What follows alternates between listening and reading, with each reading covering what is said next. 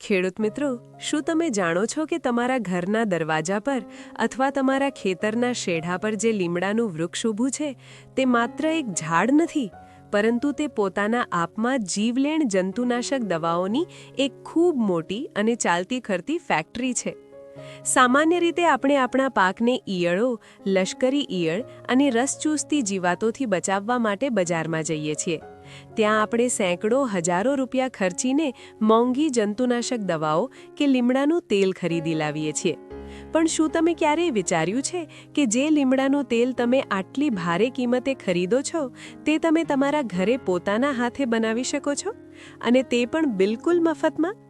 જી હા મિત્રો, સૌથી મોટું આશ્ચર્ય તો એ છે કે ઘરે બનાવેલું આ નીમ ઓઇલ અથવા નીમ નિષ્કર્ષ બજારમાં મળતા કોઈ પણ મોંઘા તેલ કરતાં અનેક ગણું શુદ્ધ, શક્તિશાળી અને અસરકારક હોય છે, કારણ કે તેમાં એઝાડીરેક્ટિન જેવા સક્રિય તત્વો પૂરેપૂરી માત્રામાં જળવાઈ રહે છે. નમસ્તે ખેડૂત મિત્રો, આશીર્વાદ એગ્રો ચેનલમાં તમારું હાર્દિક સ્વાગત છે. આજના આ અદ્ભુત, સંપૂર્ણ નવીન અને જ્ઞાનવર્ધક સ્પેશિયલ ક્લાસમાં આપણે શીખીશું કે કેવી રીતે ઘરે જ શક્તિશાળી જંતુનાશક બનાવવું. આજના આ ખાસ વિડીયોમાં આપણે નીચે મુજબના અગત્યના મુદ્દાઓ શીખીશું. પહેલું, લીમડાની લીંબોળીમાં એવું કયું જાદુઈ રસાયણ છે જે ભયંકર જીવાતોને લકવો મારી દે છે? બીજું, લીંબોળીઓને સૂકવવાની સાચી પદ્ધતિ શું છે જેથી તેના ઔષધીય ગુણો જળવાઈ રહે? ત્રીજું, લીમડાનો અર્ક કાઢવાની તે કોલ્ડ પ્રેસ અથવા ઠંડી વૈજ્ઞાનિક પ્રણાલી શું છે? ચોથું, પાણી અને તેલને એકબીજા સાથે જોડવા માટે ઘરનો કયો પદાર્થ વાપરવો જોઈએ જે ઇમલ્સિફાયર તરીકે કામ કરે છે? ખેડૂત મિત્રો, આજની આ જાણકારી તમારા પાકની ખેતીના ખર્ચને હંમેશ માટે ઘટાડી દેશે. તેથી એક પણ ક્ષણનો વિલંબ કર્યા વગર આ સમગ્ર વિડીયોને અંત સુધી ખૂબ જ ધ્યાનપૂર્વક જોજો અને સાંભળજો. ચાલો હવે તેની પાછળના વિજ્ઞાનને સમજીએ. ઘરે બનાવેલો લીમડાનો અર્ક શા માટે બજારમાં મળતા લીમડાના તેલ કરતાં વધુ શક્તિશાળી હોય છે? ખેડૂત મિત્રો, લીંબોળીમાં જે મુખ્ય જંતુનાશક જાદુઈ રસાયણ મળે છે તેને વિજ્ઞાનની ભાષામાં એઝાડીરેક્ટિન કહેવામાં આવે છે. આ જ એઝાડીરેક્ટિન એ અસલી તત્વ છે જેનાથી જીવાતો ફફડે છે અને પાક છોડીને ભાગી જાય છે. જ્યારે મોટી ફેક્ટરીઓમાં મશીનો દ્વારા લીમડાનું તેલ કાઢવામાં આવે છે ત્યારે તે પ્રક્રિયામાં ઘણું ઘર્ષણ અને પુષ્કળ ગરમી પેદા થાય છે. ઘણીવાર તો લીંબોળીઓને ગરમ પણ કરવામાં આવે છે. વિજ્ઞાનનો એક ખૂબ જ સ્પષ્ટ નિયમ છે. લીમડાનું આ એઝાડીરેક્ટિન રસાયણ જ્યારે વધુ તાપમાન અથવા ગરમીના સંપર્કમાં આવે છે ત્યારે તે નષ્ટ થઈ જાય છે અથવા ઉડી જાય છે. આ જ કારણ છે કે બજારમાં મળતા તેલમાં આ શક્તિશાળી રસાયણની માત્રા ઘણી ઓછી રહી જાય છે.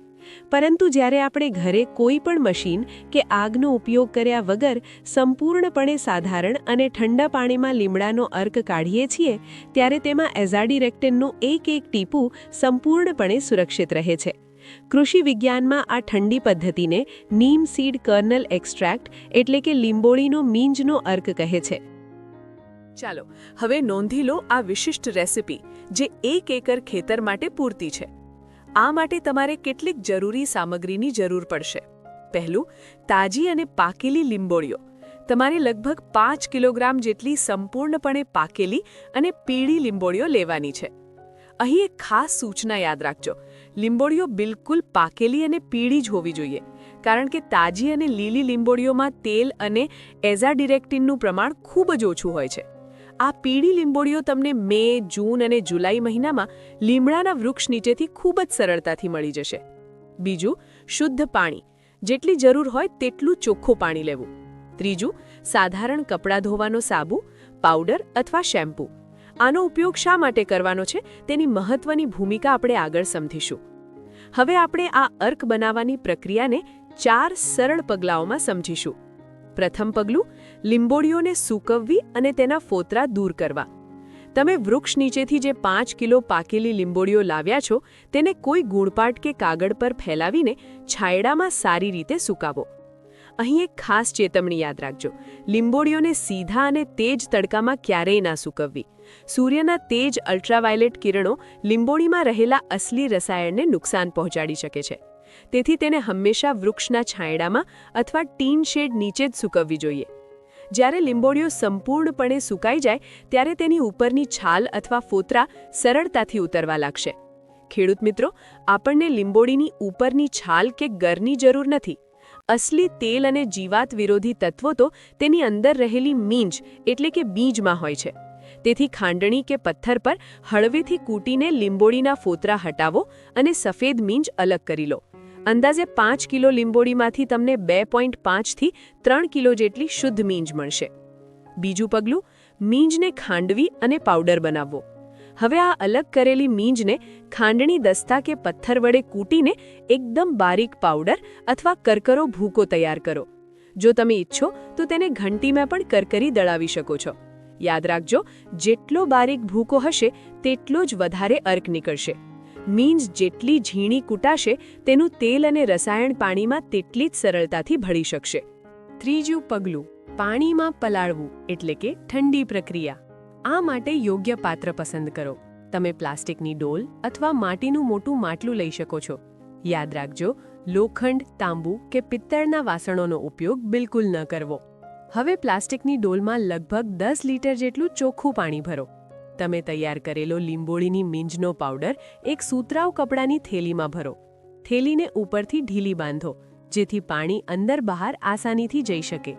આ થેલીને 10 લીટર પાણીમાં ડૂબાડો. જો જરૂર જણાય તો ઉપર એક પથ્થર કે ઈંટ મૂકો, જેથી થેલી સંપૂર્ણપણે પાણીની અંદર રહે. આ પાત્રને ઢાંકીને કોઈ ઠંડી અને છાયણાવાળી જગ્યાએ મૂકી દો.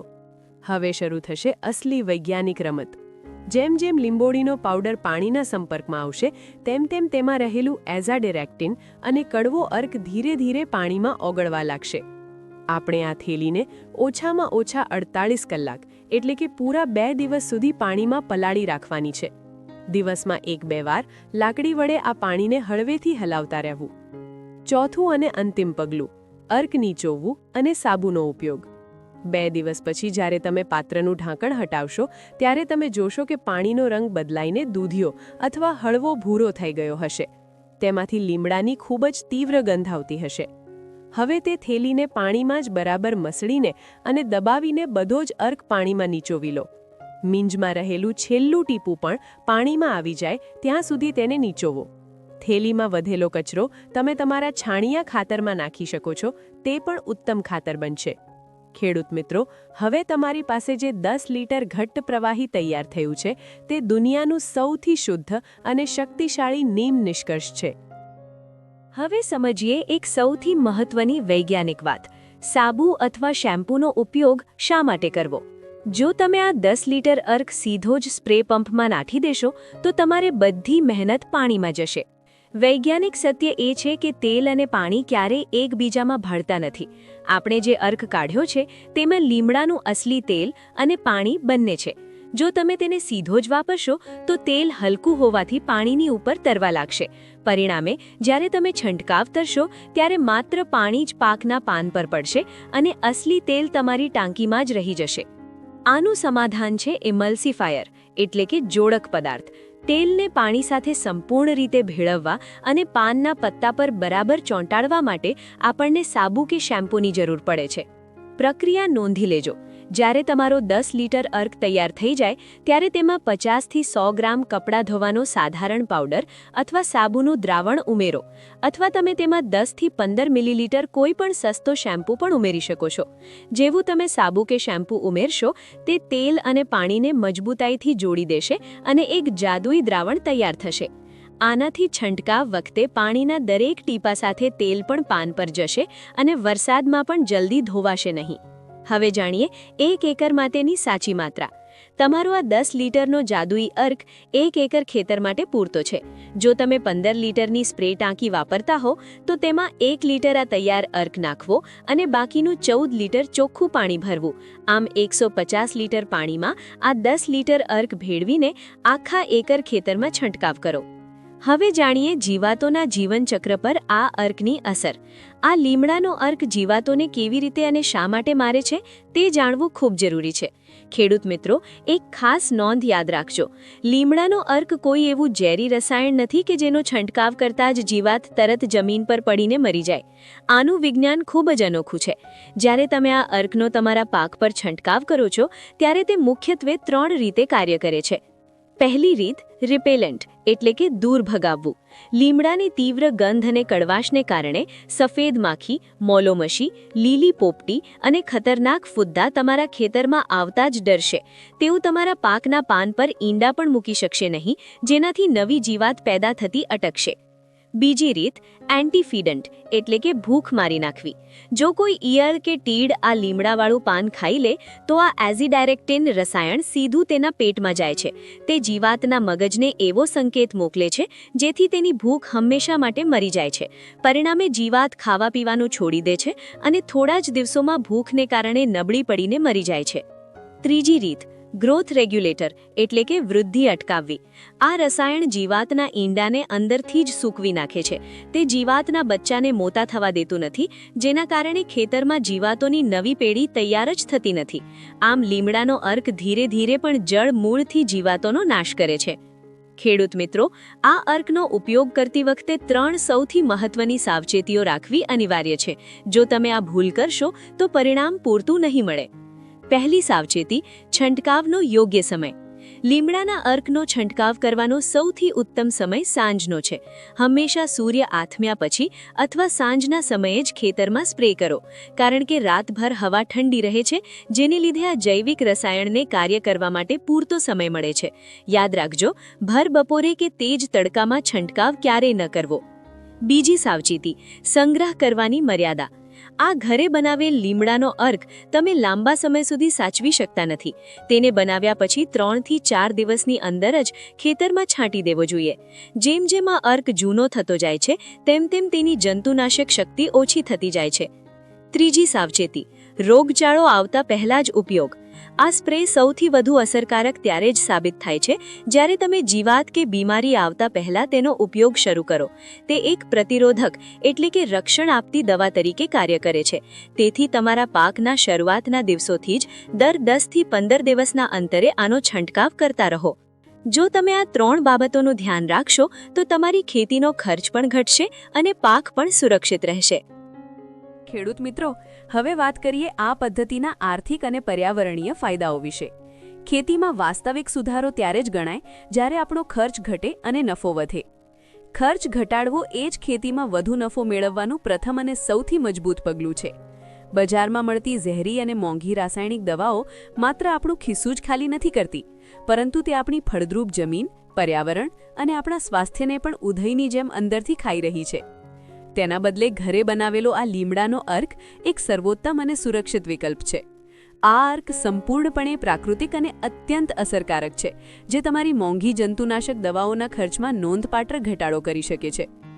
જે ખેડૂત મિત્રો પ્રાકૃતિક કે જૈવિક ખેતી કરે છે અથવા શાકભાજી અને ફળોની ખેતી કરે છે, તેમના માટે ઘરે બનાવેલી આ દવા એક સંજીવની જડીબુટ્ટી સમાન છે.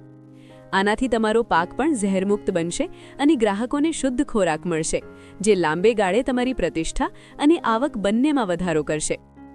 આશા છે કે આશીર્વાદ એગ્રો ચેનલનો આ ઊંડો, સચોટ અને A થી Z સુધીનો સંપૂર્ણ વૈજ્ઞાનિક માસ્ટર ક્લાસ તમારી ખેતીમાં ખૂબ જ કામ આવશે. આ માહિતી તમને એક હોશિયાર, જાગૃત અને આત્મનિર્ભર ખેડૂત બનવામાં મોટી મદદ કરશે. જો તમને આ જ્ઞાન કિંમતી લાગ્યું હોય તો આ વિડીયોને અત્યારે જ લાઇક કરો. યાદ રાખજો, જ્ઞાન હંમેશા વહેંચવાથી વધે છે.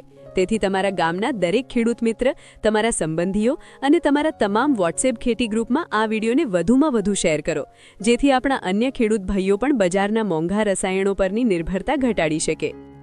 ખેતીબાડીની આવી જ અસલી, વૈજ્ઞાનિક અને આધુનિક જાણકારીઓ સાથે હંમેશા જોડાયેલા રહેવા માટે આશીર્વાદ એગ્રો ચેનલને અત્યારે જ સબસ્ક્રાઇબ કરો અને બેલ આઇકન જરૂર દબાવો, જેથી અમારો દરેક નવો અને શક્તિશાળી વિડીયો તમારા મોબાઈલમાં સૌથી પહેલા પહોંચે.